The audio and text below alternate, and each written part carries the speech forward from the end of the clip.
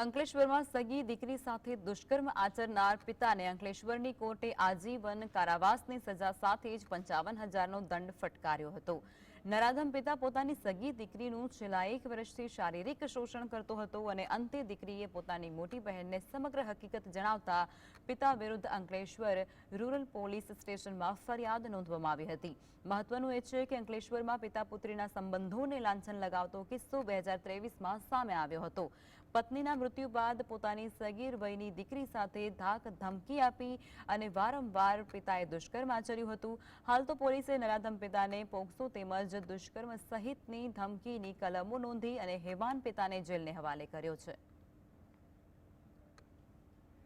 Ankleshwar rural પોસ્ટે ગુના register number 0133/23 ઇપીકો કલમ 376(2) FN 376(3) તથા 506(2) તથા પોક્સોની કલમ 4(6) મુજબનો ગુનો રજીસ્ટર કરી આરોપી સમક્ષ પૂરતા પુરાવા એકત્રિત થતાં આરોપીને એરેસ્ટ કરે છે અને તેનું Ankleshwar additional district and session જજ સાહેબની કોર્ટમાં ચાર્જશીટ